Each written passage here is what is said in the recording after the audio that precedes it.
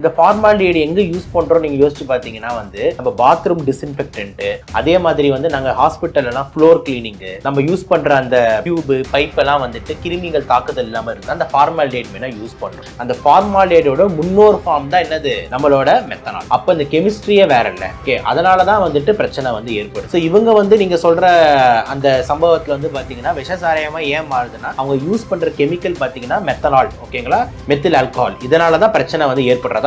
மல்லி இலிலாம் இவங்க மேபி வந்து ஒரு என்ன கொஞ்சம் எக்ஸ்ட்ரா தூக்குறதுக்காக சேர்க்கறாங்களா அப்படின்னு தெரியாது. ஆனா நம்ம கெமிஸ்ட்ரி பிரகாரம் படிச்சோம்னா மெத்தனாலே ஒரு நல்ல பாய்சன்ங்களா, it is a direct poison. அதாவது நம்ம அதில் மெத்தனால கலந்துட்டு அதுக்கப்புறம் நீங்க எது கலந்தாலுமே மெத்தனால் நின்று பேச சொல்றது புரியுதுங்களா? இப்ப கண்ணெதிர்க்க வந்துட்டு நம்மளுக்கு வந்து இவர் இதுதான் பிரச்சனை அப்படின்னு தெரிஞ்சதுக்கு அப்புறம் இதுவா இருக்கலாமா அதுவா இருக்கலாமான்றதெல்லாம் வந்துட்டு மேபி ஒரு பர்சன்ட் தானே தவிர மெத்தனால் உள்ள வந்ததுக்கு அப்புறம் மேஜர் பாய்சன் அதுதான். ஓகேங்களா? சோ மெத்தனால் கூட அவங்க மத்ததெல்லாம் கலக்கிறதுலாம் எஃபெக்ட் அதிகமாக்குறதுக்கு இல்லைன்னா அதோட நச்சுத்தன்மை குறைக்கும் என்ன வேணா ரீசன் சொல்லட்டும். ஆனா அதுல மெத்தனால் உள்ள இருக்கும் போது மெத்தனால் நல்ல பாய்சன். இப்ப நீங்களும் நானும் ஒரு கடைக்கு போறோம் சார், ஓகேங்களா, ஒரு நல்ல பரோட்டா கடைக்கு போறோம். நான் வந்து பாத்தீங்கன்னா வந்துட்டு நீங்க சொல்றீங்க சபரி போதும்னா எனக்கு 2 பரோட்டா போதும்ன்றீங்க. நான் வந்து பாத்தீங்கன்னா வந்துட்டு ஒரு 100 பரோட்டா சாப்பிடுறேன், பரோட்டா சூரி காம்படிஷன் மாதிரி.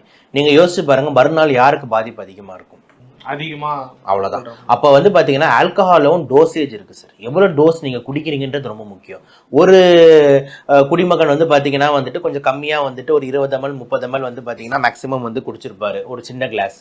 இன்னொருத்தர் வந்து பாத்தீங்கன்னா வந்து ஒரு ரொம்ப வெறியில வந்து பாத்தீங்கன்னா 2 பொட்டலம் 3 பொட்டலம்னு சொல்லிட்டு நிறைய சாப்பிட்டுருப்பாங்க. அப்ப யார் நிறைய சாப்பிடுறாங்களோ விஷத்தன்மை அதிகமாக போகுது. அப்ப அவங்க வந்து சீரியஸாக உயிரிழப்பை ஏற்படுறது சான்ஸ் அதிகம். இந்த மெத்தனாலுங்கிறது வந்து தடை செய்யப்பட்ட ஒரு பொருள்னு சொல்லப்படுது தமிழக அரசால.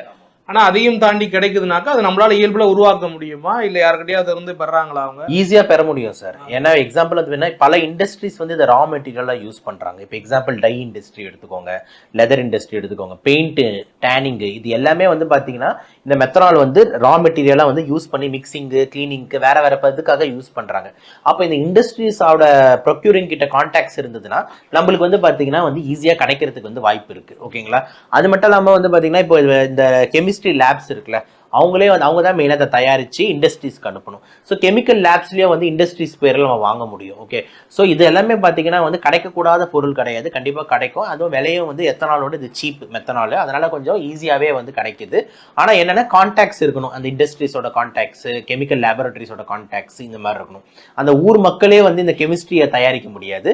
எங்கே இருந்தாலும் மெத்தனாலை வாங்கி அதுக்கப்புறம் இவங்க வந்து தனியாக காய்க்கிறதுக்கு சான்ஸ் அதிகம். ஆனால் அது உபயோகிக்க கூடாது, அரசாங்கம் தடை விதிச்சு. கண்டிப்பாக வந்து அது வந்து மெத்தனாலோட யூஸே பார்த்தீங்கன்னா எந்த ஹியூமனோட ஃபுட்லையும் அது இருக்கவே இருக்காது சார். ஓகே, இருக்கவே இருக்காது. ப்ரிசர்வேட்டிவாகவும் சரி, கிளீனிங் இது எதுலையுமே இருக்காது சார். ஓகேங்களா?